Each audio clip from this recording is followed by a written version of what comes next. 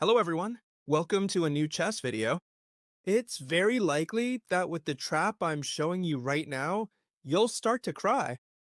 This trap is absolutely impressive. If you're a veteran of the channel who's been subscribed for over a year, it might sound familiar, but today we're gonna review it seriously because it's such an incredible trap, really. I'm not kidding. Some of you might actually cry. It's a trap. Let me give you a bit of context that a super good guy taught me, and it happens in the double king's pawn. If you don't happen to know the story, I was playing in a tournament, and when I finished my game, I went to watch a teammate's game. And that teammate, who has a 2200 ELO rating, used this clever trap against a rival with a very similar ELO and managed to win in an extremely impressive way. I was so amazed that I asked him, please, to sit down with me for a moment and show me that trap perfectly, as I wanted to share it with all of you. And so it was. He told me all about it in detail. Look, after the double king's pawn, okay, which are the two most popular moves in chess history, my teammate played knight e2. What a strange move. I was already holding my head in disbelief. Why does such a high level player make such a weird move? He develops the knight to a very unnatural square, blocks his bishop, blocks his queen. It does absolutely nothing. And that's why I said he must have something prepared. Look, his opponent continued, in the most normal way possible. He played knight f6. He develops a piece. In fact, he develops the kingside knight while attacking a pawn. And do you think it ends here? Is this the only weird move he played? No. Then came f4. A very strange trap. I was already amazed because I was saying, let's see, the opponent is playing well. Now he's given away a pawn. Well, pay attention because here comes the next part. Black has two possible moves, right? Why? Because if he does anything else, we just take the pawn and attack the knight too. He only has two. One would be to capture this pawn, which isn't a good move because we just recapture here and it's just a pawn trade. But if the opponent realizes he has a way to win a pawn from us for free, and this way is simply to first capture this pawn here, we recapture, and now he captures this pawn here. If you notice, our opponent is a pawn up, and that's what happened in the game. And yes, if this happens, they've already fallen into your trap, because from here on, everything's forced. And look how easy it is for them to fall into this trap. I was amazed. I tell him, look, man, explain all the variations to me so I don't miss anything. How should I continue here? And he tells me, well, the key move is queen to e2. This move is already going to start making your opponent's moves forced moves. By the way, at the end of this video, once I show you this trap, we're going to test it in an online game, okay? So you can see that I'm chalk that it works. You'll see that this trap really works. It's incredible. All right, we attack the knight. Here, notice that if they defend against the track, for example with the bishop, we simply capture the knight. Therefore, they absolutely have to defend the knight. If they do it with a pawn, for example, with the f pawn, they're losing the knight because we simply attack it with a pawn, it's pinned, and it can't move away, and on the next move we'd capture it. The same thing happens if they defend with the d pawn. We attack it, and on the next move we'd capture it. So I'm sure you've all realized that the only move that defends the knight is queen to e7. Very good move. Even so, my partner showed me how to win anyway, because here, this is the only good move. We already know they'll play it if we don't win, and since they're gonna play it, we have this one here. Knight to d5, a great move. What does knight to d5 do? Well, look closely. It attacks the queen, 1, and it also attacks here, 2, to win the rook. And not only that, but be careful where you place the queen, because you have to keep defending the knight, otherwise I'm going to capture it. That's why if, for example, look at this, they come to defend this point with the queen, we simply capture the knight with check and we're up a piece. And the same thing happens if they keep defending the knight. Well, for example, we could come here and look at the triple fork we hit him with here. All right, now that we've seen all that, the opponent will realize they have a move that saves them, defending all three things at once. It moves the queen, defends this point, and defends the knight. What a good move. Well, the only one that saves is queen to e5. Alright, the opponent is realizing there are moves that save, but what they don't know is that they're lost anyway, because they're falling into our trap. Here you have to remember this super important move, knight to c3, and I'll explain why. Right now, they're threatening to capture this knight, okay? And since they have everything defended, we have to keep adding fuel to the fire. If they attack this knight, we defend it with knight to c3, and not only that, now we're attacking this knight here too, which can't capture, because if it does, they'd lose the queen. That's why they're going to have to think a lot all the time about what the perfect move is to save themselves from each situation. And even if they find it, we're going to end up winning. Look, now we have everything defended and we attack here, and it seems like there's not much way to defend it. However, here, what was played in this player's game, which is the most logical thing of all, is to attack this knight here. Why? Because this is the real headache of their position. It's the one that attacks everything. If we move the knight now, the attack is over. Our opponent would even end up with an extra pawn.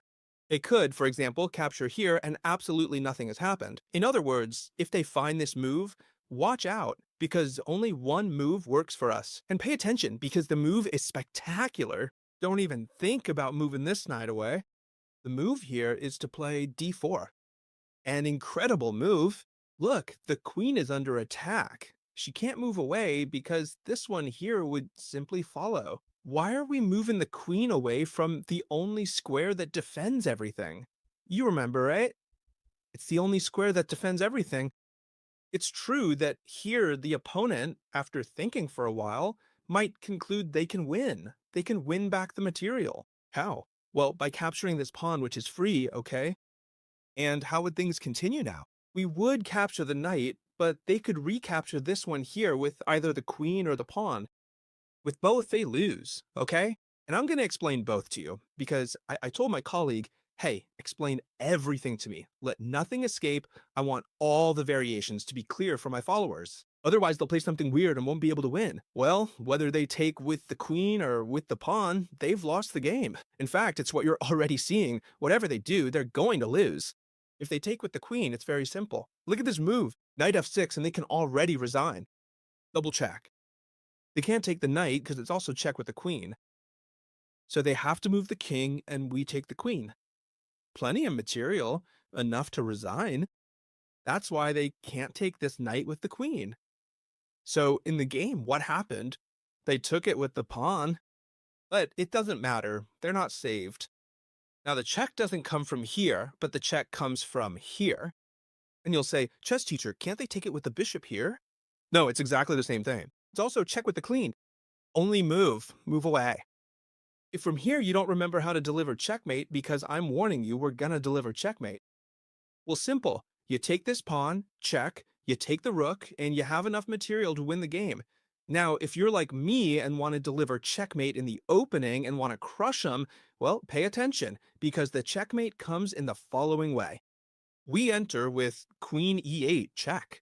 What's the only move? The king can't escape through here. He has to escape through here. And the next move is this one here. We put in this double check and attack the queen. So at the very least, if you don't remember, you'll win the queen. At the very least, but we're actually going to deliver checkmate. Look, there are several options here. If they come here, we simply capture the queen with check and continue in the same way I'm going to show you on the other side. So don't worry. If they come here, we simply capture with check.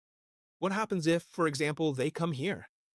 You never have to worry about this knight because it's defended by the bishop. Therefore, we're going to keep giving checks with the queen. We enter through here. Now, if the king comes to this side, checkmate. He can't escape. And if the king comes to this side, well, look, he can't go here because of the queen. The only move is either here or here. If he comes here, mate, if he comes here, what happens? We take the queen with a discovered check. Now it's the bishop that comes into play, right? And this queen is covering these squares, so the king can't go here or here because of the queen, and he can't go here because of the bishop. Therefore, the only move is this one right here. You see it, right? And now we have to make the key move to deliver the checkmate. It's not an easy move to find, but when you see it, you'll say, wow, that's a good one. Come on, I'll give you 3 seconds to think. One, two, three. A key move. Look, I'll give you a hint. Notice that the queen is cutting off all of this, but the king can escape through here. So we come here with the queen. Better than giving check, huh? We come here with the queen because now we're threatening bishop takes pawn, checkmate on the next move. No matter what they do, it can't be stopped. If he comes, for example, with the knight, checkmate. If he comes, for example, with the bishop to give check, well, all they'll do is delay the mate by one move, because we block the check, and when they move it away, now we have checkmate with the bishop. That's why this trap is so powerful. But let's try it online to show you that it works, right? Let's go! Come on, let's try it in an online game. We're playing with the white pieces. Good, double king pawn. Exactly what we expected to set the trap with knight to e2. Here, we'd like them to play knight to f6. There it is, perfect. In fact, it's the most logical move. What they don't expect is that I'm going to spring this great trap with f4. We're going to leave him thinking for a good while now. The only way our opponent has to win a pawn is to first capture the f4 pawn and then capture the e4 one with the knight. In fact, he realizes it. Perfect. What do we have to do? You remember, right? We come here and look, quickly my opponent already thinks he's a pawn up, but what he doesn't know is that he's fallen into my trap. It's just spectacular. What are we going to do now? Well, we're going to place the queen on e2. Perfect. He only has one move here. Do you remember? If he defends with the pawns, we simply play d3 and win the knight. The only move to recover, or rather not to lose the knight, is queen to e7. Let's see if our opponent realizes and loses the knight. Or look, he plays queen to e7. The only move. What we studied in the video. What do we have to play here? Do you remember? Knight to d5. We attack the queen, we attack the c7 point, the pawn, and also, if the queen moves, we're attacking the knight on e4. So my opponent must realize that we're attacking all of this, and the only move that works is queen to e5. If our opponent plays well, they'll play queen to e5. If our opponent plays poorly, they'll play something else and lose the game immediately, though they'll lose anyway. You can see that here, as I said, we're putting our opponent in a lot of trouble, and they have to think hard to find the right move. In fact, here they're not playing. Look, queen to e5. Perfect. They're playing exactly what I told you in the video. Here they're attacking our knight and defending everything. So we have to play knight to c3. Super important. We defend the knight, and we're also attacking their knight. Here it's very tough for them because we're attacking the knight with two pieces, they only defend with one, and in the video I explained c6. Let's see if they play c6 to push that knight away or try any other move, and I'll take the chance to explain. Perfect. I'm going to explain how to punish any other move, so the video is fully complete, and whatever they do, I'll show you how to punish it. Here, they don't play the move I mentioned in the video, they play something else, which can happen quite often with my videos, right? It's logical, they won't always play what I tell you. That's why I say it's so important to see the idea. We're going to play d4 anyway, attacking their queen, and they've lost the game. Why? Because what we want is to move that queen from the good square it has, which is defending everything, right? And that's why they have to move their queen now. For example, they move it to d6. I don't care. Simply, what am I going to do? In this case, I'm going to take the knight. They take back with the pawn, logical, but what am I going to do? Queen takes pawn, check. They have very few options here. They block with the bishop, but my friend, you've already lost the game. Because look, at one thing, if my opponent's queen weren't there, I would give checkmate in one move. I do queen takes bishop, and it would be checkmate. However, that queen is in my way. So what am I going to do? Bishop to f4, and here you can already resign. Because look, you're going to have to move the queen because I'm attacking it. And wherever you move it, I'm going to give checkmate with queen takes bishop.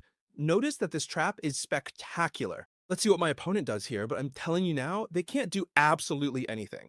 Wherever they go, if they come to b4, simple. Giving check, we just play c3, they have to move the queen, and as soon as it moves, well, we're going to give checkmate with queen takes bishop. As you can see here, my opponent is already realizing it. I think they've lost the game, so we're not going to drag it out much longer. I'm not going to make ya wait all this time just to see that it works incredibly well. This trap deserves a big like from you. Please leave a big like because it's spectacular. Comment what you thought of it, okay? Subscribe to the channel if you haven't, and stay tuned because in the coming days, I'm going to give you a free book that I wrote. A digital mini book that I wrote, okay? For all of you. So I hope you loved this video, truly, and I'll see you in the next one, friends. Bye.